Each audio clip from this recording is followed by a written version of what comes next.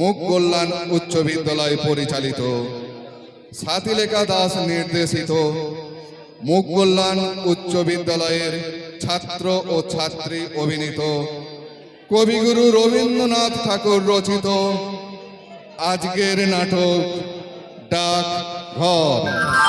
ছাত্রছাত্রীদের অভিনীত কবিগুরু রবীন্দ্রনাথ ঠাকুরের রচিত ডাকঘর। কবিরাজ সৌমেন মালিক, ঠাকুরদা সৌমেলি বাগ, দইওয়ালা সৌমিলি চক্রবর্তী,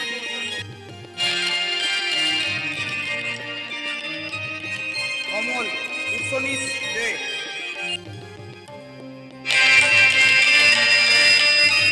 প্রহরী সুচিত্রা রায়চৌধুরী,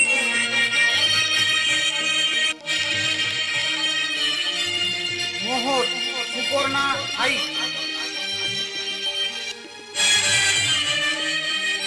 রাজদূত আলিসা পারভিন,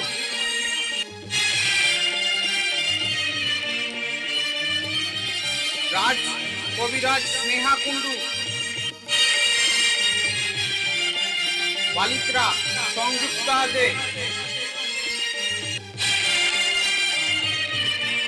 ছেলেদের দল অন্বেষা মাঝি, পূজা দত্ত, মামনি সাঁতরা, তুষান সামণ্ডল, সঙ্গীতা দাস, রিম্পা রায়চৌধুরী।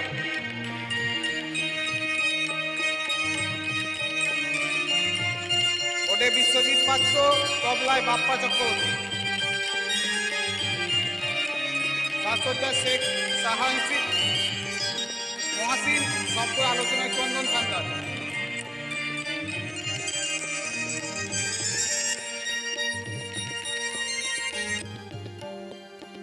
আপনাই ছিল, এখনো প্রত্যেকে এসে আমার ঘর জুড়ে বসলো।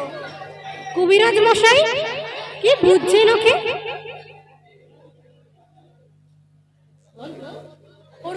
ওর ভাগ্যে যদি আয় থাকে তাহলে দীর্ঘকাল বাঁচতেও পারে, কিন্তু আয়ুর্বেদে যেরকম লিখেছে তাতে তো। বলেন কি? শাস্ত্রে বলেছে পৈতৃকান সন্নিপাত যান কপবাত সমুদ্ভবন। থাক থাক, আপনার ওই শাস্ত্রগুলো থাক, ওতে আমার আরো ভয় বেড়ে যায়। এখন কি করতে হবে সেইটা বলে দিন। খুব সাবধানে রাখতে হবে। তা তো ঠিক কথা, কিন্তু কি বিষয় সাবধান হতে হবে সেইটা যদি বলে দিয়ে যান। পূর্বেই বলেছি ওকে বাইরে একেবারেই যেতে দেওয়া যাবে না। ছেলে মানুষ, ওকে দিন রাত ঘরের মধ্যে আটকে রাখা যে বড় শক্ত। তাকে করবেন বলেন? এই শরৎকালে রৌদ্র আর বায়ু দুই ওই বালকের পক্ষে বিষয়কর, কারণ কিনা শাস্ত্রে বলেছে থাক থাক, আমারই জ্বরে ও কাশে হিমালয়াং হিমকে। থাক থাক, আপনার ওই শাস্ত্র থাক। তাহলে ওকে ঘরের মধ্যে আটকে রাখতে হবে, অন্য কোনো উপায় নেই? কিছু না, কারণ পবনে তপনে চৈব। আপনার ওই চৈবনি আমার কি হবে বলেন তো? এখন কি করতে হবে সেইটা বলে দিন।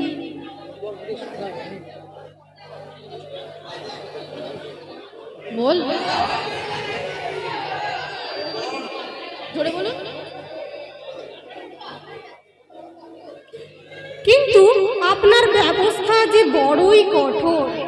রোগের সমস্ত দুঃখ ও বেচারা চুপ করে সহ্য করে, কিন্তু আপনার ওই ওষুধ খাওয়ার সময় আমার বুক ফেটে যায় ওর দুঃখ দেখে। সেই কষ্ট যত প্রবল তার ফলও তত বেশি। তাই তো মহর্ষি ছপন বলেছেন ভেষজা হিত বাক্যাংচা তিক্তম আশু ফলপ্রদম। আজ তবে অধিদত্ত মশাই। ঠাকুরদা এসেছে।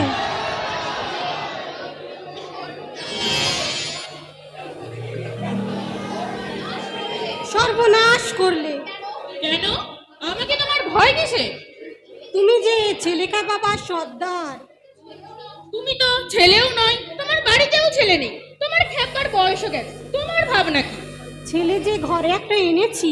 সে কিরকম? আমার স্ত্রী যে পোষ্যপুত্র নেবার জন্য খেপে উঠেছিল। সে তো অনেকদিন থেকেই শুনছি, কিন্তু তুমি যে নিতে চাও না। জানো তো ভাই, অনেক কষ্টে টাকা করেছি। কোথা থেকে পরের ছেলে এসে আমার বহু পরিশ্রমের ধন বিনা পরিশ্রমে ব্যয় করতে থাকবে, তা কথা ভেবেও আমার খারাপ লাগলো। কিন্তু এই ছেলেটিকে আমার কেমন যেন লেগে গিয়েছে।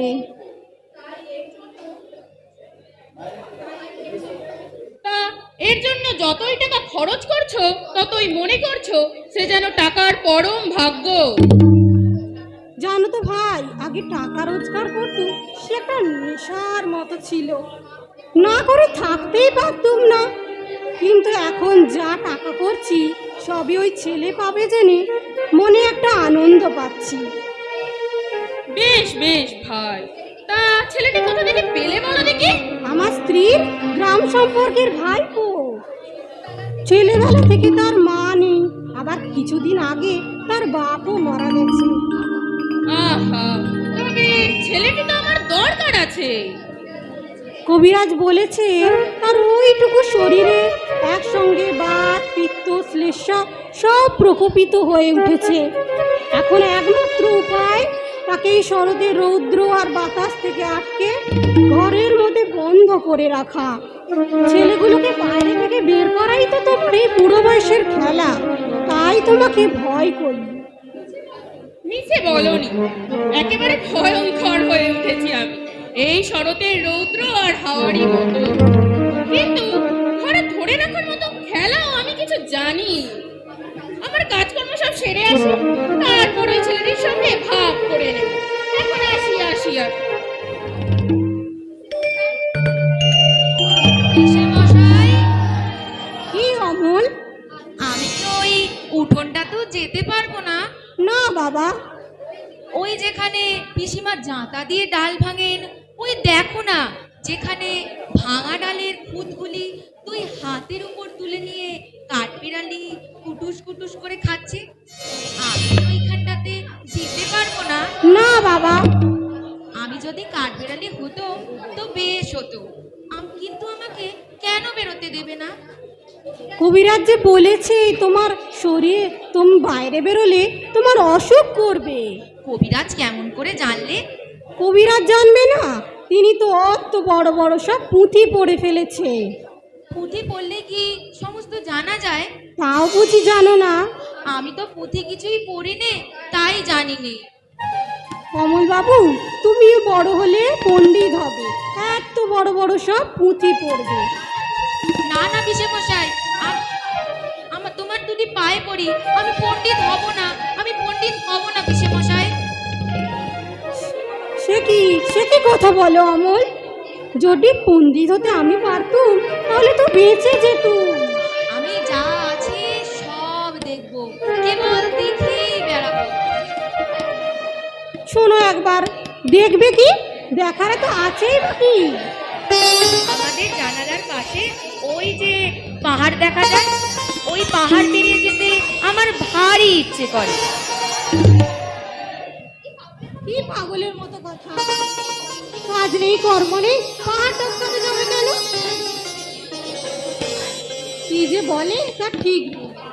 পাহাড়টা যখন অত বড় হয়ে আছে তখন তো বুঝতে হবে ওটা পেরিয়ে যাওয়া বারণ, নইলে এত বড় বড় সব পাথর জড়ো করে এত কাণ্ড করা দরকার কি ছিল?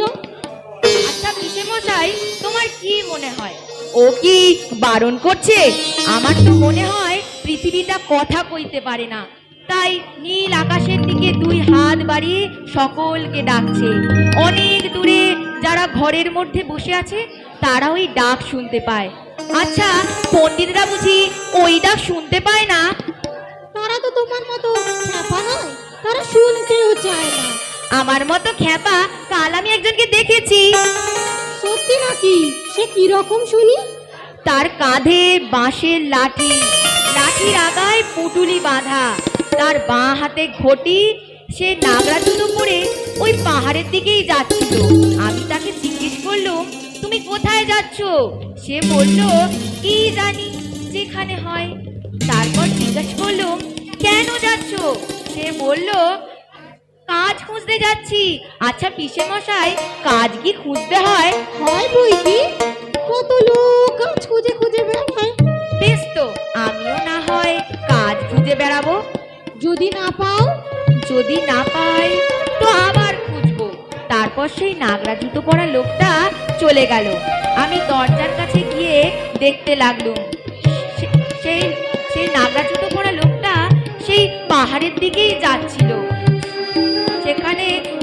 যেখানে ডুমুর গাছের তলায় ঝর্ণা নেমেছে, সেইখানে সে তার বাঁক নামিয়ে পুটুলি আস্তে আস্তে পা ধুয়ে নিল। তারপর কাঁধ থেকে বাঘ নামিয়ে পুটুলি গুলে আস্তে আস্তে ছাতু বের করে জল দিয়ে মেখে খেয়ে নিল। তারপর খাওয়া হয়ে গেলে আবার পুটুলি বেঁধে নিয়ে ঘাড়ে করে নিয়ে পায়ের কাপড় তুলে নিয়ে জল কেটে কেটে আস্তে আস্তে পার হয়ে গেল। আমি কিন্তু পিসিমাকে বলে রেখেছি, আমিও ভালো হয়ে গেলে ওই ঝর্ণার কাছে গিয়ে ছাতু খাবো। পিসিমা কি বললে? পিসিমা বললে, তুমি আগে ভালো হও, তারপর তোমাকে ওই ঝর্ণার ধারে নিয়ে গিয়ে ছাতু খাওয়াবো। আচ্ছা, আমি কবে ভালো হব পিসে মশাই? আর তো দেরি নেই বাবা। আর দেরি নেই? আমি ভালো হয়ে গেলেই কিন্তু চলে যাব। কোথায় যাবে? কত বাঁকা বাঁকা ঝর্ণায় আমি পা ডুবিয়ে ডুবিয়ে চলে যাব। দুপুরবেলা যখন সবাই দরজা বন্ধ করে শুয়ে থাকবে, আমি তখন কাজ খুঁজে বেড়াবো। আচ্ছা বেশ, তুমি আগে ভালো হও, তারপর আমাকে পণ্ডিত হতে বলো না বিশে মশাই, আমি পণ্ডিত হব না। তুমি কি হতে চাও বলো? এখন আমার কিছু মনে পড়ছে না। আচ্ছা, আমি ভেবে বলবো। কিন্তু তুমি অমন করে যেসব বিদেশি লোককে ডেকে ডেকে কথা বলো না। বিদেশি লোক আমার ভারী ভালো লাগে। যদি তোমাকে ধরে নিয়ে যেত? যদি আমাকে ধরে নিয়ে যেত তাহলে তো বেশ হতো, কিন্তু আমাকে তো কেউ ধরে নিয়ে যায় না, কেবল বসিয়েই রেখে দেয়। আচ্ছা বেশ, আমার কাজ আছে, আমি চললুম। কিন্তু বাবা দেখো, তুমি আবার বাইরে যেন বেরিয়ে যেও না। যাবো না, কিন্তু আমি ওই জানলার ধারের ঘরটাতে বসে থাকবো।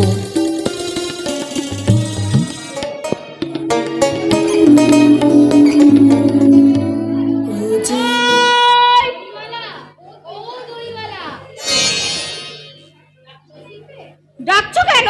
দই কিনবে? কেমন ছেলে তুমি? কিনবে না তো আমার বেলা বইয়ে দাও কেন?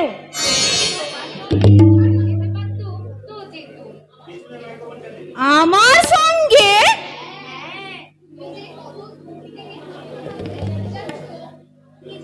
কত দূর থেকে হাঁটতে হাঁটতে চলে যাচ্ছ, আমার মন কেমন করছে।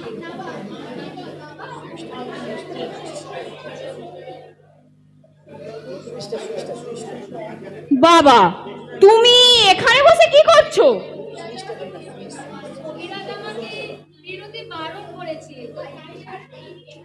তাই আমি সারাদিন এখানেই বসে থাকি। আহা বাছা, তোমার কি হয়েছে? আমি জানি নে, আমি তো কিছু পড়ি নে, তাই জানি নে।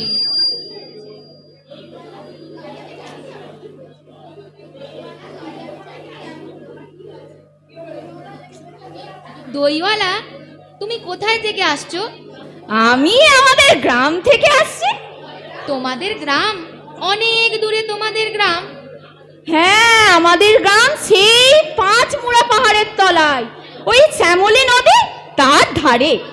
5 মুড়া পাহাড়, শ্যামলী নদী, কি জানি, হয়তো তোমাদের গ্রাম আমি দেখেছি, কবে সে আমার মনে নেই।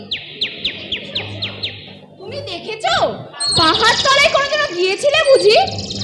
না, কোনোদিন যাইনি, কিন্তু আমার মনে হয় যেন আমি দেখেছি। অনেক পুরনো কালে বড় বড় গাছের তলায় তোমাদের গ্রাম, একটি লাল রঙের রাস্তার ধারে, তাই না? ঠিক বলেছো বাবা। সেখানে পাহাড়ের গায়ে সব গরু চড়ে বেড়াচ্ছে। কি আশ্চর্য, ঠিক বলছো, আমাদের গ্রামে গরু চড়ে বই কি, খুব চড়ে। মেয়েরা সব নদী থেকে জল তুলে কলসি মাথায় করে নিয়ে চলে যায়, তাদের লাল শাড়ি পরা। বাবা, ঠিক কথা, আমাদের সব গয়লা পাড়ার মেয়েরা নদী থেকে জল তুলে তো নিয়ে যায়, তবে তারা সবাই কিনা লাল শাড়ি পরে তা নয়। তবে বাবা, তুমি নিশ্চয়ই কোনোদিন সেখানে বেড়াতে গিয়েছিলে। সত্যি বলছি দইওয়ালা, আমি একদিনও যাইনি। কবিরাজ যেদিন আমাকে বেরোতে দেবে সেদিন আমি তোমাদের গ্রামে চলে যাব। তুমি আমাকে নিয়ে যাবে? যাবো বই কি বাবা, খুব নিয়ে যাব। আমাকে তোমার মতো অমন দই বেচতে শিখিয়ে দেবে, অমন বাঁক কাঁধে নিয়ে অনেক দূরে। মরে যায়, দই বেচতে যাবে কেন বাবা? এত এত পুঁথি পড়ে তুমি পণ্ডিত হয়ে উঠবে। না না, আমি কখনো পণ্ডিত হব না। আমি তোমাদের রাঙা রাস্তার ধার দিয়ে, তোমাদের বুড়ো বটের তলায় গোয়ালপাড়া দিয়ে দই নিয়ে এসে দূরে দূরে গ্রামে গ্রামে বেচে বেড়াবো। কিরকম করে তুমি বলো? দই দই ভালো দই, আমাকে সুরটা শিখিয়ে দাও না। হাই পোড়া কপাল, এ সুরো কি আর শেখবার সুর? তা না, ও শুনতে আমার খুব ভালো লাগে, ও শুনতে আমার ভারী ভালো লাগে। আকাশের খুব শেষ থেকে যেমন পাখির ডাক শুনলে মন উদাস হয়ে যায়, তেমনি ওই ডাক শুনে আমার ওই গাছের সারির মধ্যে দিয়ে তোমার ওই ডাক আসছিল। আমার মনে হচ্ছিল, কি জানি কি মনে হচ্ছিল বাবা। দাঁড়াও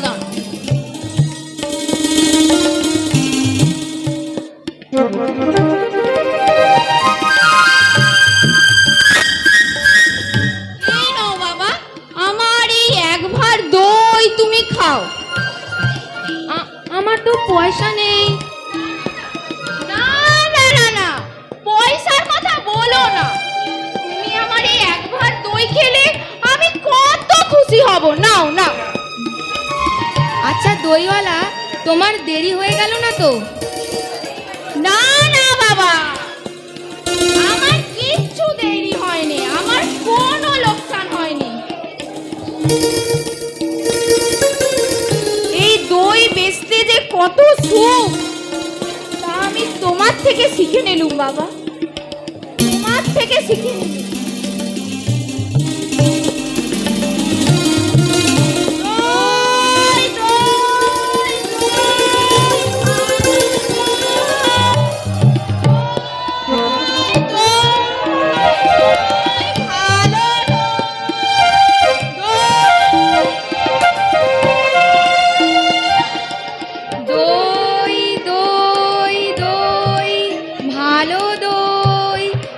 পাঁচমোড়া পাহাড়, শ্যামলী নদীর ধারে গোয়ালাদের বাড়ির দই।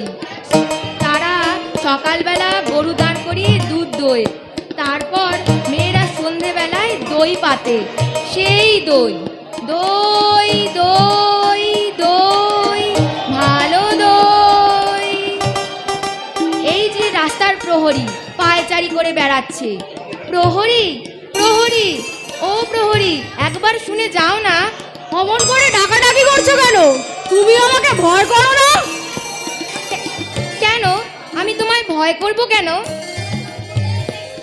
যদি তোমাকে আমি ধরে নিয়ে যাই? কোথায় ধরে নিয়ে যাবে? অনেক দূরে, ওই পাহাড় পেরিয়ে। যদি তোমাকে একেবারে রাজার কাছে নিয়ে যাই?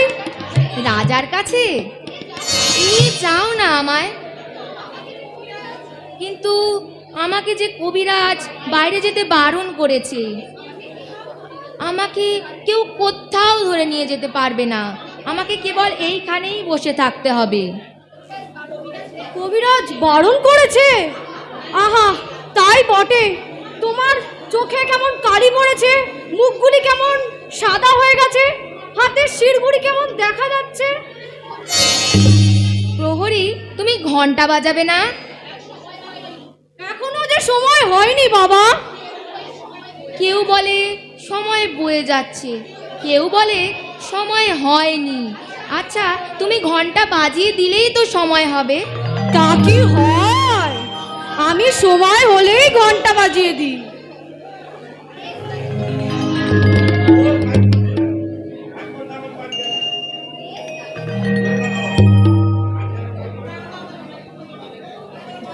বেশ লাগে তোমার ঘন্টা, আমার শুনতে ভারী ভালো লাগে। দুপুরবেলা আমাদের বাড়ি যখন সবার খাওয়া হয়ে যায়, তখন পিসেমশাই কোথায় কাজে বেরিয়ে যান। পিসিমা রামায়ণ পড়তে পড়তে ঘুমিয়ে পড়েন। আমাদের খুদে কুকুরটা উঠানের কোণের ছায়ায় লেজের মধ্যে মুখ গুজে ঘুমোতে থাকে। তখন তোমার ঘন্টা বাজে, ঢং ঢং ঢং ঢং ঢং। তোমার ঘন্টা কেন বাজে প্রহরী? ঘন্টা সবাইকে এই কথা বলে, সময় বসে নেই, সে কেবলই চলে যাচ্ছে। কোথায় চলে যাচ্ছে? কোন দেশে? সে কথা যে কেউ জানে না। সে দেশ বুঝি কেউ দেখে আসেনি? আমার ভারী ইচ্ছে করছে ওই সব দেশে সময়ের সঙ্গে সঙ্গে চলে যায়। যে দেশের কথা কেউ জানে না, সেই অনেক দূরে। সে দেশে যে সবাইকে যেতে হবে বাবা। আমাকেও যেতে হবে? হবে বই কি? কিন্তু কবিরাজ যে আমাকে বাইরে যেতে বারণ করেছে। কোনোদিনই সে কবিরাজি হয়তো তোমাকে স্বয়ং এসে ছেড়ে দিয়ে যাবে। না না না, তুমি তাকে জানো না, সে কেবলই ধরে রেখে দেয়। তার চেয়ে ভালো যে কবিরাজ আছেন তিনি এসে ছেড়ে দিয়ে যান। আমার সেই কবিরাজ কবে আসবে প্রহরী? আমার যে আর এখানে বসে থাকতে ভালো লাগছে না। অমন কথা যে বলতে নেই বাবা। না, আমি তো বসেই আছি। আমাকে যেখানে বসে রেখেছে সেখান থেকে তো আমি বেরোই নেই। কিন্তু তোমার ওই ঘন্টা বাজে ঢং ঢং ঢং, আর আমার মন কি জানি কি হয়। আচ্ছা প্রহরী। হ্যাঁ বাবা বলো। ওই যে রাস্তার ওপারে বড় বাড়িতে নিশেন উড়িয়ে দিয়েছে, ওই যে লোকজনেরা সব সারাদিন আসছে আর যাচ্ছে, ওখানে কি হচ্ছে? ওখানে নতুন ডাকঘর বসেছে। ডাকঘর? কার ডাকঘর? ডাকঘর আবার কার হতে যাবে? রাজার ডাকঘর।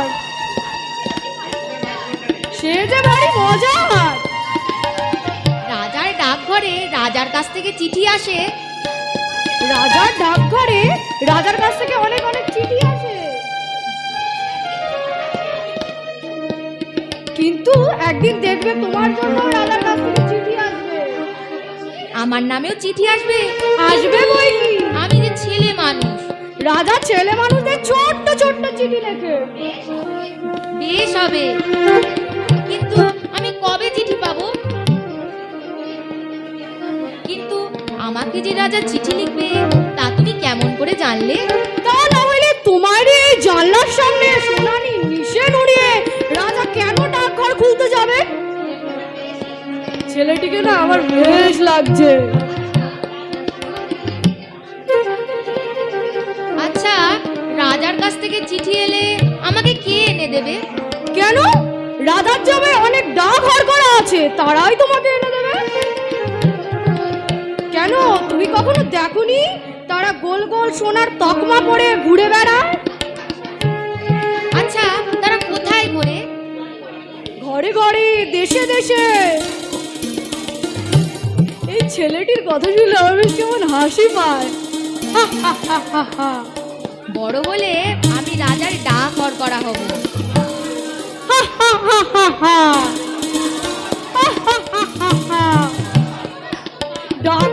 রাজার ডাকঘর করা সে যে বাড়ি মস্ত কাজ। রোদ নেই, বৃষ্টি নেই, গরিব নেই, বড়লোক নেই, সবার বাড়ি বাড়ি চিঠি বিলি করতে হয়। সেটা খুব জব্বর কাজ। তুমি হাসছো কেন প্রহরী? আমার ওই কাজটাই সবচেয়ে ভালো লেগেছে। তা না, তোমার কাজও খুব ভালো। দুপুরবেলা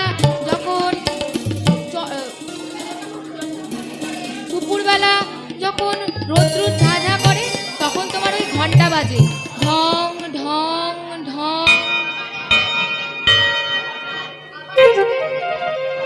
আবার এক একদিন রাত্রে হঠাৎ বিছানায় জেগে উঠে দেখি প্রদীপ নিভিয়ে গেছে, তখন তোমার ঘন্টা বাজছে, ঢং ঢং ঢং।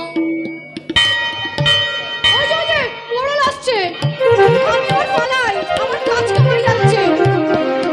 যদি দেখে যে আমি তোমার সাথে কথা বলছি, তাহলে আজ আর রক্ষে নেই আমার। কই মোড়ল কই? ওই যে দূর থেকে আসছে মোড়ল, কেমন গোল ছাতি নিয়ে আসছে। ওকে বুঝি রাজা মোড়ল করে দিয়েছে? ও নিজে নিজেই মোড়লগিরি করে, ওর কথা যারা না শোনে ও তাদের পিছনে লাগে, সেই জন্যই ওর কথা সকলে ভয়তে শুনতে থাকে। কেবল সকলের সাথে শুধু শত্রুতা করে বেড়ায় আর আপনার ব্যবসা চালায়। আর তুমি যাই, আমার কাজ কামাই যাচ্ছে, আমি আবার কাল সকালে এসে তোমাকে শহরের সব খবর শুনিয়ে দেব। আমি আসছি।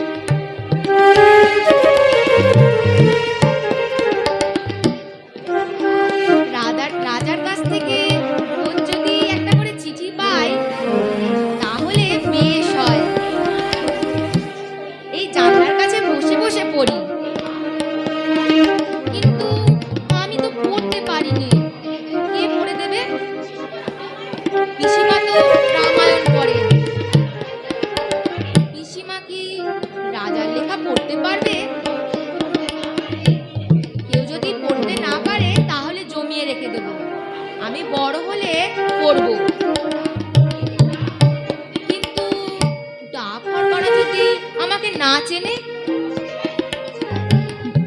মোড়ল মশাই, ও মোড়ল মশাই, একবার শুনে যাও।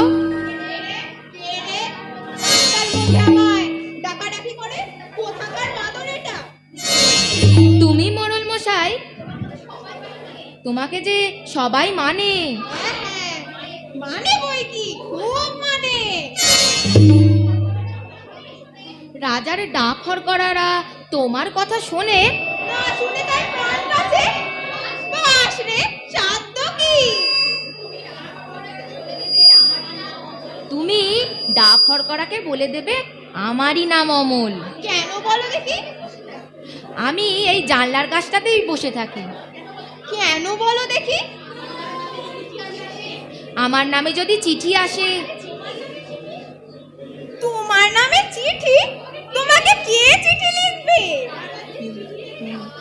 রাজা যদি চিঠি লেখে তাহলে? এ ছেলে তো কম নয়। রাজা তোমাকে চিঠি লিখবে, তা লিখবে বই কি, তুমি যে তার বড় বন্ধু। তোমার সঙ্গে দেখা না হয়ে রাজা যে শুকিয়ে পড়ছে, আমি খবর পেয়েছি। তবে আর বেশি দেরি নেই, রাজার চিঠি আজই আসে কি কালই আসে। মোড়ল মশাই, তুমি অমন করে কথা বলছো কেন? তুমি কি আমার উপর রাগ করেছো? বাস রে, তোমার ওপর রাগ করবো? এত সাহস আমার? তোমার সঙ্গে রাজার চিঠি চলে। মাধব দত্তের বড় বার হয়েছে দেখছি, দুর্দশা জমিয়েছে কিনা। এখন তার ঘরে রাজা বাচ্চার কথা ছাড়া আর কোনো কথাই নেই। রসনা, মজা দেখাচ্ছি। ওরে ছোড়া, বেশ শীঘ্রই রাজার চিঠি যাতে তোদের বাড়িতে আসে আমি তার বন্দোবস্ত করছি। না না মোড়ল মশাই, তোমাকে কিছু করতে হবে না। কেন রে? আমি তোর খবর রাজাকে জানিয়ে দেব, তিনি তাহলে দেরি করতে পারবেন না। তোমাদের খবর নেওয়ার জন্য এক্ষুনি পাইক পাঠিয়ে দেবেন।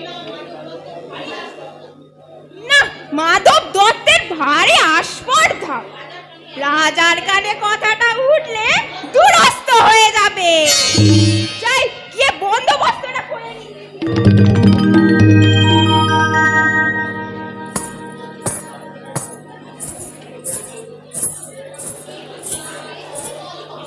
কে তুমি? মল ঝমঝম করতে করতে আসছো? একটু দাঁড়াও না ভাই। আমার কি দাঁড়াবার জো আছে? বেলা বলছে আছে। তোমার দাঁড়াতে ইচ্ছে করছে না, আর আমারও এখানে বসে থাকতে ইচ্ছে করছে না। তোমাকে দেখে আমার মনে হচ্ছে যেন সকাল বেলাকার তারা। তোমার কি হয়েছে বলো তো? জানি না কি হয়েছে, কবিরাজ আমাকে বেরোতে বারণ করেছে। আহা, তবে বেরিও নে। কবিরাজের কথা মেনে চলতে হয়, দুরন্তপনা করতে নেই, না হলে লোকে দুষ্টু বলবে। বাইরের দিকে তাকিয়ে তোমার মন ছটফট করছে। আমি বলো তোমার এই আধখানা দরজা বন্ধ করে দিই। না না, বন্ধ করো না, বন্ধ করো না। এখানে আমার সব কিছু বন্ধ, শুধু এটাই খোলা। তুমি কে বলো না? আমি তো তোমাকে চিনি না। আমি আমি যে সুধা। সুধা? জানো না, আমি এখানকার মালিনীর মেয়ে। তুমি কি করো? আমি সাজি ভরে ফুল তুলে নিয়ে এসে মালা গাঁথি। এখন ফুল তুলতে চলেছি। ফুল তুলতে চলেছো? তাই তোমার পা দুটি এমন খুশি হয়ে উঠেছে? যতই চলেছ ততই মল বাজছে ঝম ঝম ঝম। তো যদি আমি তোমার সঙ্গে যেতে পারতুম, তাহলে উঁচু ডালে যেখানে ফুল দেখা যায় না, সেইখান থেকে আমি তোমাকে ফুল পেড়ে দিতাম। তাই বই কি? ফুলের খবর আমার চেয়ে বেশি তুমি জানো? জানি, আমি খুব জানি। আমি 7 ভাই চম্পার খবর জানি। আমার মনে হয় আমাকে যদি সবাই ছেড়ে দেয়, তাহলে আমি চলে যেতে পারি খুব দূরে, যেখানে রাস্তা খুঁজে পাওয়া যায় না, ওই বনে, যেখানে সরু ডালের সব আগায় মনুয়া পাখি বসে বসে দোল খায়। সেখানে আমি চাপা হয়ে ফুটতে পারি। আচ্ছা, তুমি আমার পারুল দিদি হবে? কি বুদ্ধি গো তোমার! আমি তোমার পারুল দিদি কি করে হব? আমি যে সুধা, আমি শশী মালিনীর মেয়ে। আমাকে রোজ এত ফুল গাঁথতে হয়।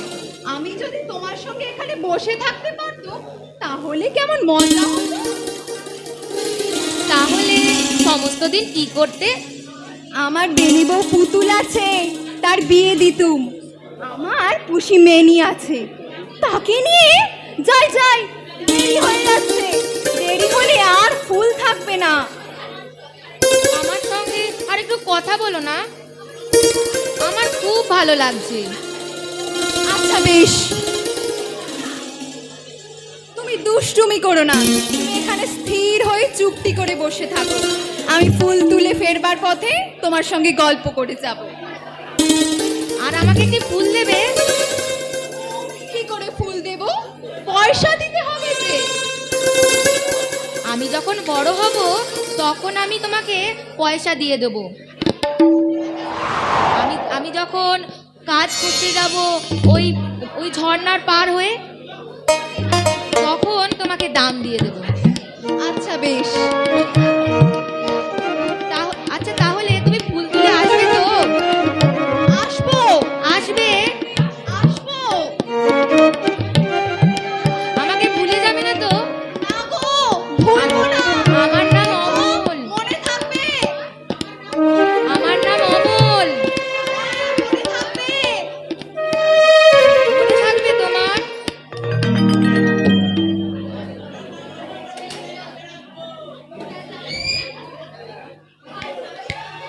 ভাই, তোমরা সব কোথায় যাচ্ছ?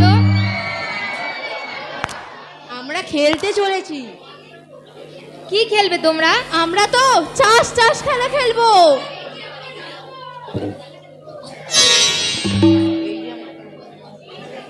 এই যে আমাদের লাঙল। আমরা দুজনে দুই গরু হব। সমস্ত দিন খেলবে? হ্যাঁ, সমস্ত দিন খেলবো। তারপর সন্ধ্যার সময় নদীর পাড় ধরে বাড়ি ফিরে আসবে? হ্যাঁ, সন্ধ্যার সময় ফিরবো। আমার এই ঘরের সামনে দিয়ে ফিরবে ভাই।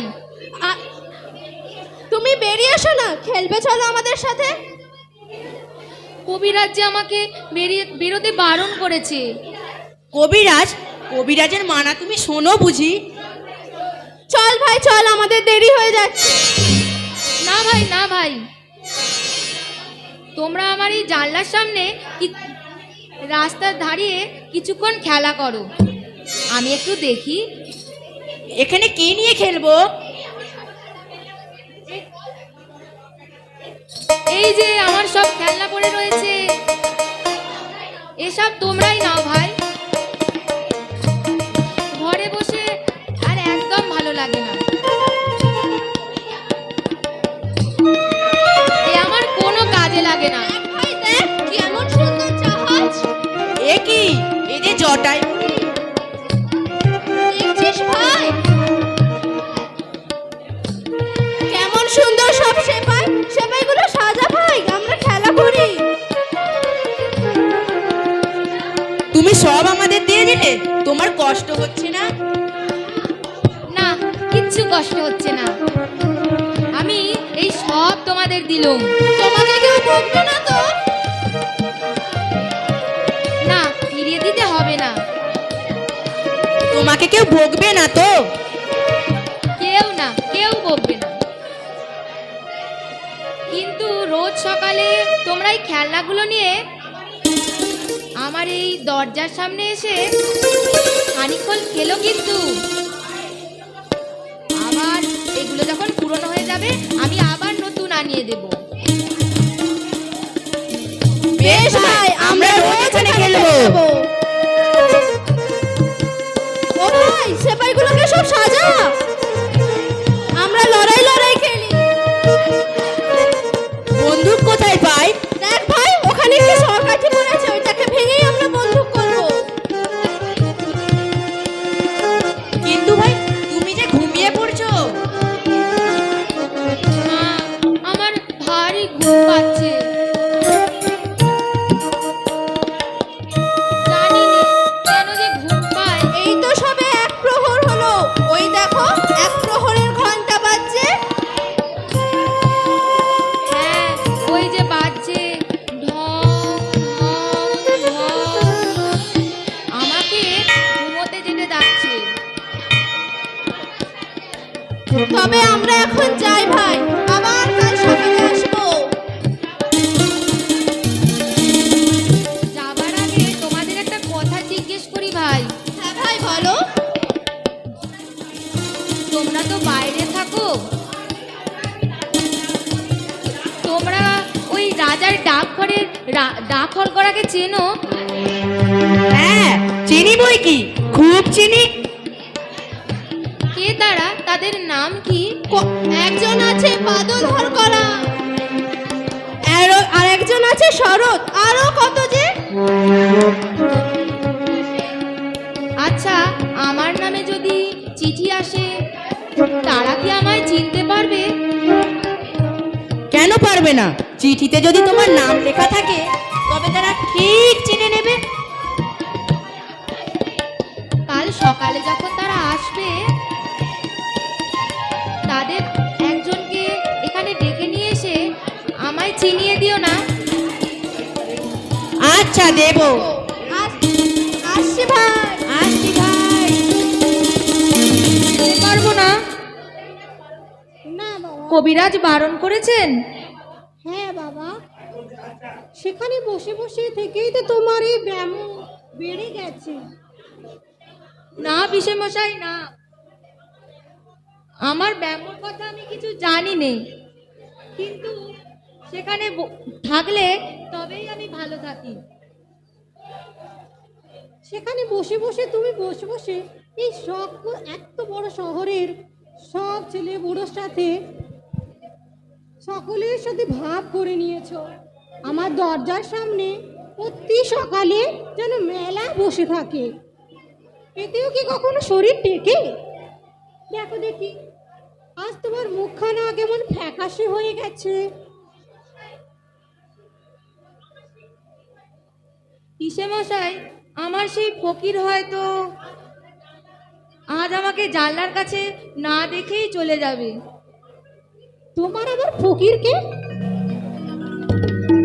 সেই যে রোজ আমার কাছে এসে নানা দেশ বিদেশের কথা বলে, শুনতে আমার ভারী ভালো লাগে। কই, আমি তো কোনো ফকিরকে জানিনি। এই ঠিক তার আসবার সময় হয়েছে। তোমার পায়ে পড়ি, তুমি তাকে একবার বলে এসো না, সে যেন আমার কাছে এসে একবার বসে। এই যে ফকির, এসো আমার এই বিছানার কাছে এসে বসো।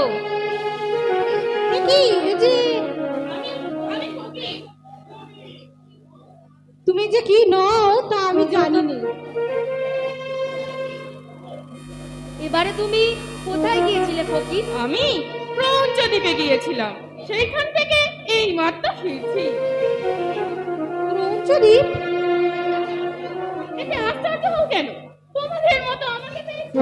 আমার তো যেতে কোনো খরচ লাগে না, আমি যেখানে খুশি যেতে পারি।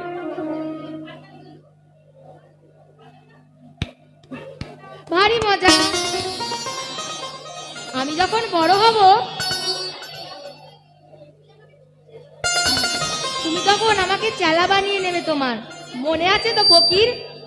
খুব মনে আছে। বেড়াবার এমন সব মন্ত্র শিখিয়ে দেব যে সমুদ্রে, পাহাড়ে, অরণ্যে কোথাও কিচ্ছুতে বাধা দিতে পারবে না। কি পাগলের মতো কথা হচ্ছে তোমাদের? বাবা অমল, বাবা অমল, পাহাড় পর্বতকে ভয় করি, কিন্তু তোমার এই পিসেমশাইয়ের সঙ্গে যদি কবিরাজ এসে জোটেন, তবে যে আমার মন্ত্রকে হার মানতে হবে। না না পিসে মশাই, তুমি কবিরাজকে কিচ্ছু বলো না। আমি এইখানেই শুয়ে থাকবো, কিচ্ছু বলো না। কিন্তু যেদিন আমি ভালো হব সেদিন এই ফকিরের মন্ত্র নিয়ে আমি চলে যাব। কিন্তু নদী, পাহাড়, সমুদ্র কিছুই আমাকে আর ধরে রাখতে পারবে না। ছি বাবা, কেবলই এমন যাই যাই করতে নেই, শুনে আমার মন খারাপ হয়ে যায়।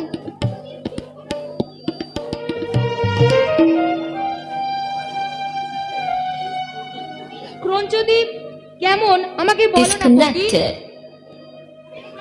সেটাই আশ্চর্য দিক। সে পাহাড়ে নেই, তারা চলে না, কথা কয় না, সেখানে কোনো মানুষ নেই। তারা কেবলই ওড়ে আর গান গায়। বাহ, কি চমৎকার! সমুদ্রের ধারে মানে কি? সব নীল রঙের পাহাড় আছে। নীল পাহাড়েই তো তাদের বাসা। সময় সেই পাহাড়ের উপর যখন সূর্যের আলো পড়ে, তখন সবুজ রঙের চোখের পাখি তাদের বাসায় ফিরে আসে। সেই আকাশের রঙে, পাহাড়ের রঙে, পাখির রঙে শেষ কাণ্ড হয়। পাহাড়ে ঝর্ণা আছে। দিলাম তো, ঝর্ণা না থাকলে কি চলে? একেবারে হিড়ে গুলিয়ে ফেলে দিচ্ছে। আর তার কি দোস্ত? নুড়িগুলি ঠুংঠাং করে বাজতে বাজতে কেবলই ঝরঝর করে গলগল করে বইতে বইতে সমুদ্রের মধ্যে গিয়ে ঝর্ণাটি পড়ছে। কোনো কবিরাজের বাবার সাধনে এটাকে এক দণ্ড আটকাবে। তাকে যদি আমাকে এক দণ্ড তুচ্ছ মনে করে না রাখে, এক ঘরে করে না রাখতো, তাহলে আমি ওই হাজার হাজার পাখিদের পাশে বাসা বেঁধে থাকতাম আর সারাদিনটা ওই কাটাতাম। আমি যদি পাখি হতুম তাহলে বেশ হতো। তাহলে তো একটা ভারী মুশকিল হতো। শুনেছি তুমি নাকি দইওয়ালাকে বলেছিলে তুমি তার সাথে বড় হয়ে দই বিক্রি করতে যাবে। পাখিদের মধ্যে তোমার ওই ব্যবসাটা ঠিক চলতো না। তাতে তোমার বোধহয় লোকসানই হতো। আর তো আমার চললো না দেখছি, আমাকে শুধু তোমরা খেপিয়ে দেবে দেখছি। আমি চললুম। পিসেমশাই, আমার দইওয়ালা চলে গেছে পিসেমশাই।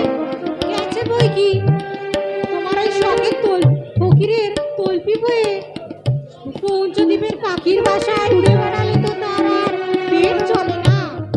সে তোমার জন্য এক ভাঁড় দই রেখে গেছে আর বলে গেছে তাদের গ্রামে তার বংশীর বিয়ে, তাই সে কলপি পাড়ায় মাসির ফরমাস দিতে গেছে, তাই বড় ব্যস্ত আছে। সে যে বলেছিল আমার সঙ্গে তার বঞ্জির বিয়ে দেবে। তবে তো বড় মুশকিল দেখছি। বলেছিল সে আমার টুকটুকে বউ হবে। তার নাকে নোলক, তার লাল রঙের শাড়ি, সে সকালবেলা নিজের হাতে কালো গরু দুয়ে নতুন মাটির ভাঁড়ে ফেনা শুদ্ধ দুধ খাওয়াবে, আর সন্ধ্যের সময় গোয়াল ঘরে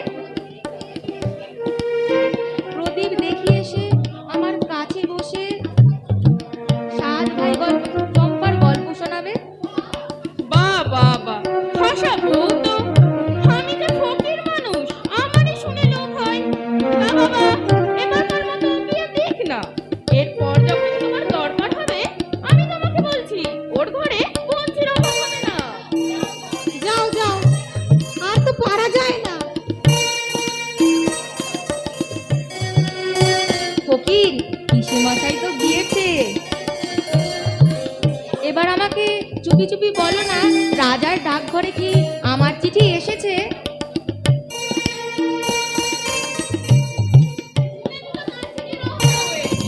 সে চিঠি এখন পথেই আছে। পথে? কোন পথে? সেই যে পথে যেখানে আকাশ থেকে বৃষ্টি হয়ে রাস্তা পরিষ্কার হয়ে যায়, সেই ঘন বনের পথে?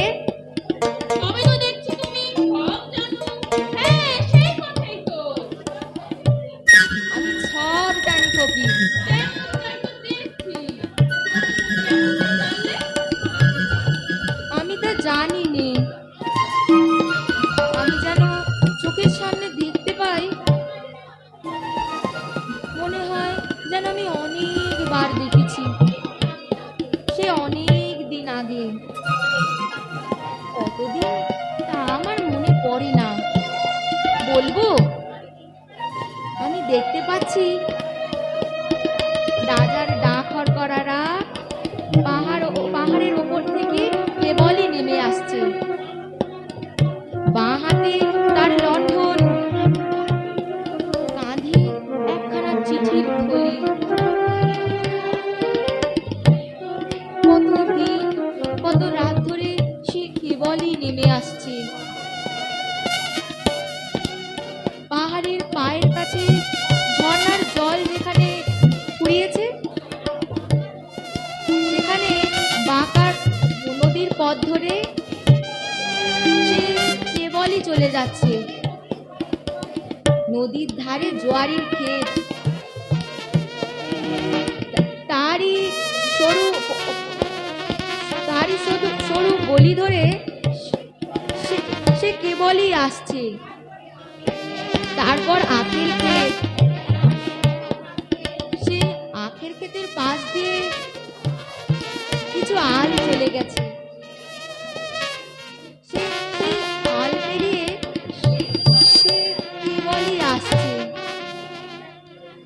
রাত দিন এক লাঠি চলে আসছে।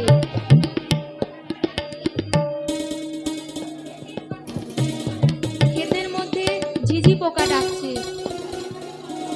নদীর ধারে একটিও মানুষ নেই, কেবল কাদা খোঁচা লেজ নাচিয়ে বেড়াচ্ছে। আমি সমস্ত দেখতে পাচ্ছি। যতই সে আসছে আমার দেখছি আমার মনের ভেতরে ভারী খুশি হয়ে উঠছে।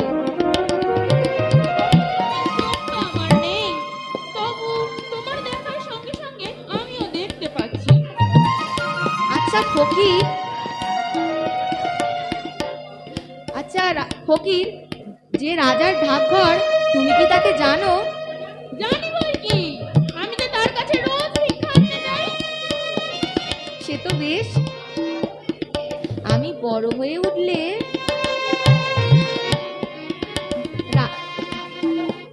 আমি ভালো হয়ে উঠলে আমিও তার কাছে ভিক্ষা নিতে যাব। পারবো না যেতে।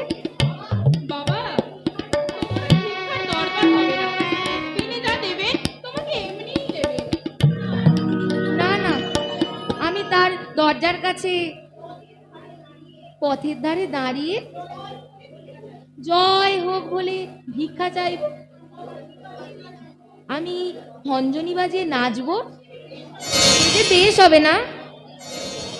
সে তো খুব ভালোই হবে, তোমাকে সঙ্গে করে নিয়ে গেলে আমারও পেট ভরে ভিক্ষা মিলবে। তুমি কি ভিক্ষা চাইবে? আমি বলবো, আমাকে তোমরা ডাক হরকড়া করে দাও। আমি অমনি লণ্ঠন হাতে ঘরে ঘরে তোমার চিঠি বিলি করে বেড়াবো। জানো ফকির, আমাকে একজন বলেছে আমি ভালো হয়ে উঠলে সে আমাকে ভিক্ষা করতে শেখাবে। আমি তার সঙ্গে যেখানে সে ভিক্ষা করে বেড়াবো। কে বলো দেখি? সে ঝিদাম, কোন ছিল? সেই যে অন্ধখোড়া, সে রোজ আমার জানলার কাছে আসে। ঠিক আমার মতো একজন ছেলে তাকে চাকার গাড়িতে করে ঠেলে ঠেলে নিয়ে বেড়ায়। আমি তাকে বলেছি আমি ভালো হয়ে উঠলে তাকে ঠেলে ঠেলে নিয়ে বেড়াবো। সে তো বেশ মজা হবে দেখছি।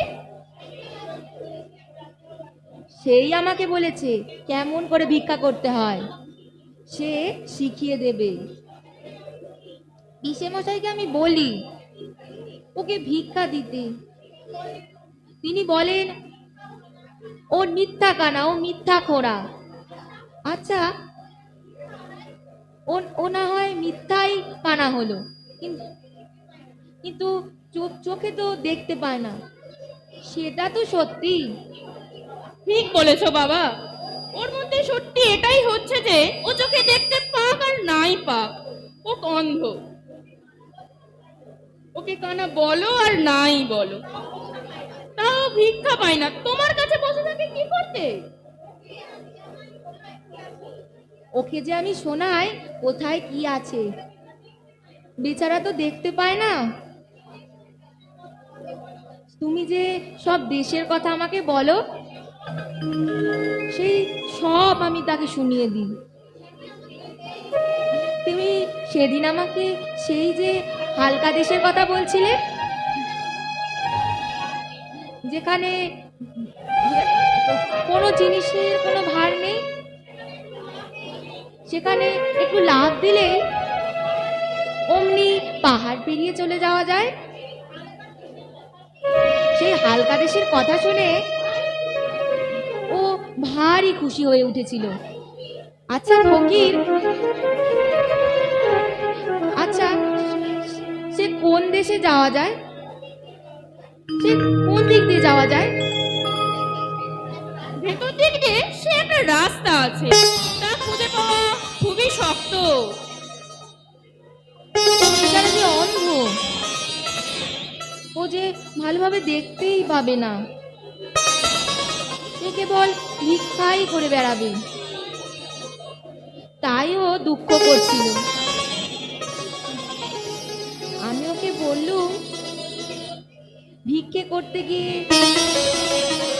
সে যে কত বেড়াতে পায়, সবাই তো সে পায় না। বাবা ঘরে বসে থাকলে না না, দুঃখ নেই। যখন আমাকে প্রথম ঘরের মধ্যে নিয়ে এসে বসিয়ে রেখেছিল, আমার মনে হচ্ছিল দিন যেন ফুরোচ্ছে না।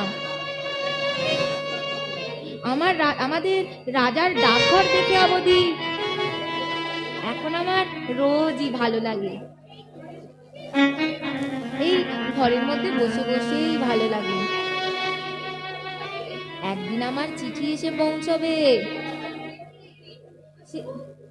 সে কথা মনে করলে এই আমার খুব খুশি হয়, আর চুপ করে বসে থাকতে পারি না।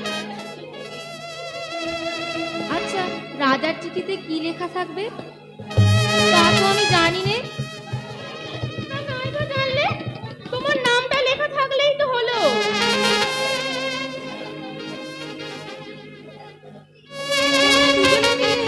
কি ফ্যাশন লাগিয়ে বসে আছে বলো দেখি? কেন হয়েছে কি? শুনেছি রাজা নাকি তোমাদের জন্য ডাকঘর বসিয়েছে। তাতে হয়েছে কি? আমাদের পঞ্চানন মোড়ল বলেছেন সেই কথা রাজার কাছে লাগিয়েছে, দিয়ে বেনামি চিঠি লিখে দিয়েছে। সকল কথাই যে রাজার কানে যায় তা কি আমরা জানি নে? তাহলে সামলে চলো না কেন? রাজা বাদশার নাম করে ওরকম যা তা কথা মুখে আনো কেন?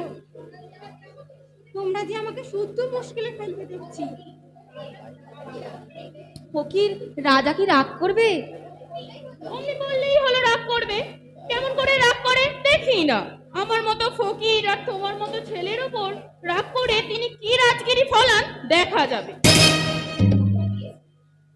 দেখো ফকির, আজ সকালবেলা থেকে আমার চোখের উপর থেকে থেকে অন্ধকার হয়ে আসছে। মনে হচ্ছে সব যেন স্বপ্ন। একেবারে চুপ করে থাকতে ইচ্ছে করছে, কথা কইতে আর ইচ্ছে করছে না। রাজার চিঠি কি আসবে না? এখনই যদি সব ঘর মিলিয়ে যায়।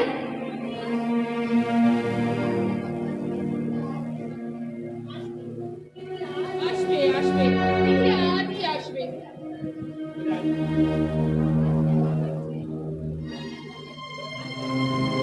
আজ কেমন ঠেকছে কবিরাজ মশাই? আজ খুব ভালো ঠেকছে। মনে হচ্ছে যেন সব বেদনা চলে গেছে। ওই হাসিটা তো ভালো ঠেকছে না। ওই যে বলছে ভালো বোধ হচ্ছে, ওইটাই খারাপ লক্ষণ। আমাদের চক্রবর্তী বলেছে। কি বলছেন কবিরাজ মশাই? ও চক্রধর দত্তের কথা থাক, এখন বলুন ব্যাপারখানা কি? বোধ হচ্ছে আর ধরে রাখা যাবে না। আমি তো নিষেধ করে গিয়েছিলাম, কিন্তু বোধ হচ্ছে বাইরের হাওয়া লেগেছে। না কবিরাজ মশাই, আমি ওকে খুব করেই আটকে রেখেছিলুম, কোথাও যেতে দিইনি। দরজা তো প্রায় বন্ধই রাখি। হঠাৎ আজ কেমন জানি একটা হাওয়া দিয়েছে। আমি দেখে এলুম তোমাদের সদর দরজা দিয়ে হু হু করে হাওয়া বইছে। ওটা একেবারেই ভালো নয়। ও দরজা বেশ করে বন্ধ করে তালা চাবি দিয়ে বন্ধ করে দাও। না হয় 2-3 দিন তোমাদের এখানে লোকারোপণা বন্ধই থাক না। যদি কেউ এসে পড়ে তাহলে খিড়কি দরজা তো রয়েছে। ওই যে দরজা দিয়ে সূর্যের আভা বয়ে দেখা যাচ্ছে, ওইটাও বন্ধ করে দাও। ওটা রোগীকে বড় জাগিয়ে রাখে। আমার চোখ বুজে রয়েছে, বোধহয় ঘুমাচ্ছে। ওর মুখ দেখে মনে হয় যেন কবিরাজ মশাই তুই আবার নয় তাকে ঘরে আনলুম, ভালোবাসলুম, এখন বুঝি তাকে আর ধরে রাখতে পারবো না। ও কি তোমার ঘরে যে মোড়ল আসছে? এ কি উৎপাত! আমি আসি ভাই, কিন্তু তুমি যাও এক্ষুনি ভালো করে দরজা বন্ধ করে দাও। আমি বাড়ি গিয়ে বিষ বড়ি পাঠিয়ে দিচ্ছি, সেটা খাইয়ে দেখো, যদি রাখবার হয় তো সেইটাই রাখবে।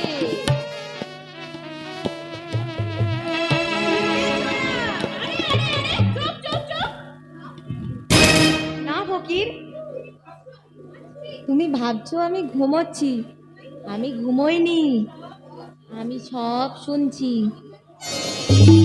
আমি যেন অনেক দূরের কথাও শুনতে পাচ্ছি। আমার মনে হচ্ছে আমার মা বাবা যেন শিওরের কাছে কথা করছেন।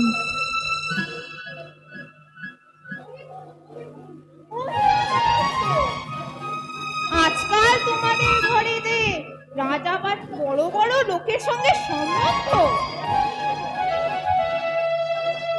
বলেন কি মোড়ল মশাই, এমন পরিহাস করবেন না, আমরা নিতান্ত সামান্য লোক।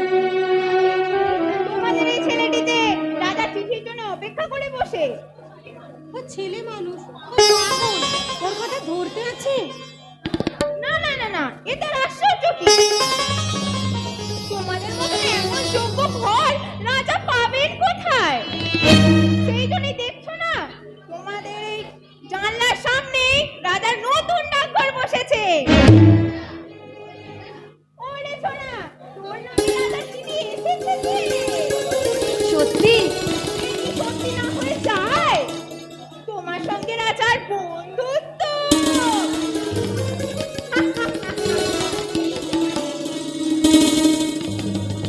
এই যে তার চিঠি।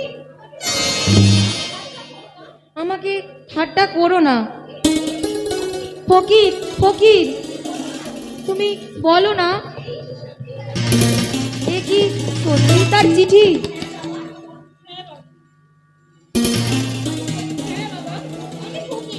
আমি তোমাকে বলছি, এই সত্য তার।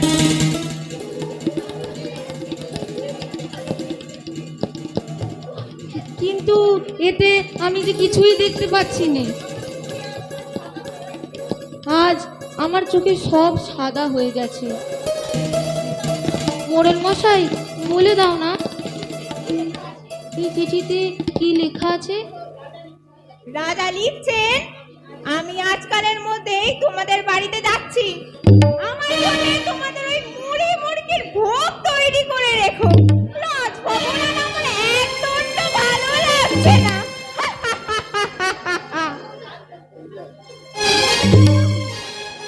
দোহাই আপনার, এসব পরিহাস করবেন না। পরিহাস? কিসের পরিহাস? পরিহাস করেন এমন সাধ্য আছে ওর? আরে ঠাকুরদা, আপনিও খেপলেন নাকি? হ্যাঁ, আমি খেপেছি, তাই আজ এই সাদা কাগজের মধ্যে অক্ষর দেখতে পাচ্ছি।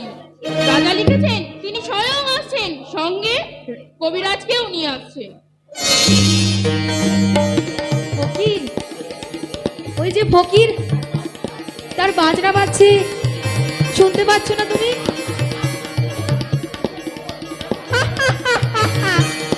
উনি যে আরেকটু নাচ শুনতে আর শুনলে তো খেপতেও পাবেন না। মোড়ল মশাই, আমি মনে করতুম তুমি আমার উপর রাগ করেছো, কিন্তু তুমি যে আমায় কত ভালোবাসো, তাই না? তুমি যে সত্যি রাজার চিঠি আনবে তা আমি মনে করিনি। দাও, তোমার পায়ের ধুলো দাও। না, এ ছেলেটার ভক্তি শ্রদ্ধা আছে, বুদ্ধি নেই বটে, কিন্তু মনটা বড়ই ভালো। এতক্ষণে 4 প্রহর হয়ে গেছে বোধহয়। ওই যে ঢং ঢং ঢং ঢং, সন্ধ্যা তারা কি উঠেছে ফকির? আমি কেন দেখতে পাচ্ছি না ফকির? ওরা যে জানলা বন্ধ করে দিয়েছে, দাঁড়াও আমি খুলে দিচ্ছি।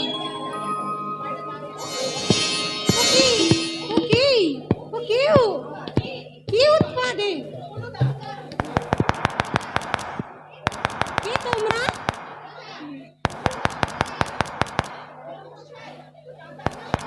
মশাই, এ তো ডাকাত নয়। কে রে? আমি পঞ্চানন মোড়ল। তোদের মনে ভয় নেই নাকি? দেখো একবার, শব্দ থেমেছে।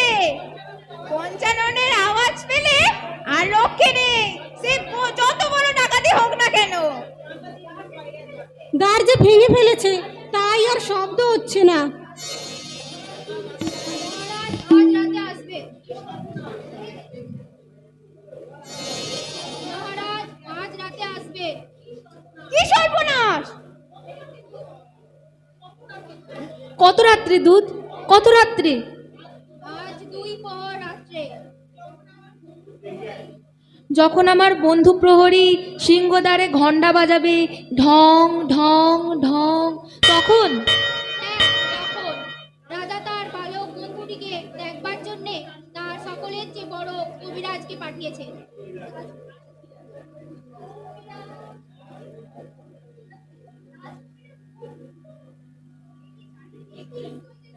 দেখি চারিদিকে সমস্ত এই যে বন্ধ, যত জানলা দ্বার আছে খুলে দাও।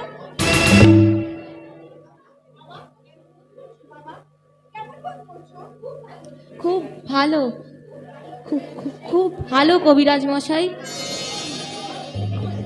আমার আর কোনো অসুখ নেই, কোনো বেদনা নেই। আহ, সব খুলে দিয়েছো? সব তারাগুলো দেখতে পাচ্ছি,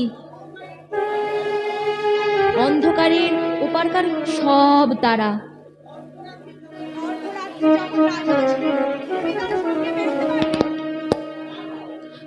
পারবো, আমি পারবো, বেরোতে পারলেই তো আমি বাঁচি। আমি রাজাকে বলবো, এই অন্ধকার আকাশের ধ্রুব তারাটিকে চিনিয়ে দাও। আমি সে তারা বোধহয় দেখে কতবার দেখেছি, সে কিন্তু সে যে কোনটা সে তো আমি চিনি নে। সব চিনিয়ে দেবে। এই ঘরটি রাজা রাখবেন, পরিষ্কার করে ফুল দিয়ে সাজিয়ে। আর এই লোকটিকে তো এই ঘরে রাখা চলবে না। না না কবিরাজ মশাই, উনি আমার বন্ধু। তোমরা যখন আসনি, উনি আমাকে রাজার চিঠি এনে দিয়েছিলেন। আচ্ছা বাবা, উনি যখন তোমার বন্ধু, তখন তুমিও না এই ঘরে রইলে।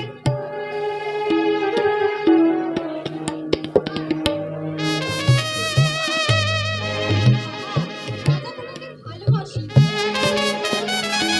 তিনি স্বয়ং আজ আসছে। তুমি তার কাছে প্রার্থনা করো। জানো তো সব। সে আমি সব ঠিক করে রেখেছি পিসে মশাই। সে তোমার কোনো ভাবনা নেই পিসে মশাই। তুমি কি করেছো বাবা? আমি তার কাছে চাইবো তিনি যেন তার ডাকঘরের তার ডাকঘরের ডাক হরকরা করে দেয়। আমি দেশে দেশে ঘরে ঘরে তার চিঠি বিলি করব। হায় কপাল, সর্বনাশ করেছে। পিসে মশাই, রাজা আসবেন।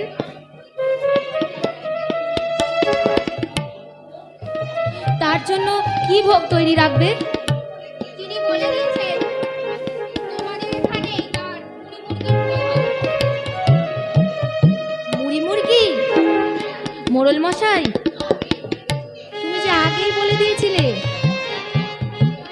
রাজার সব খবরই তুমি জানো, আমরা তো কিছুই জানতুম না। আমার বাড়িতে তুমি লোক পাঠিয়ে দাও, তাহলে রাজার জন্য ভালো ভালো কিছু। থাক থাক, কোনো দরকার নেই। এবার সকলে তোমরা স্থির হও। এলো এলো, ওর ঘুম এলো।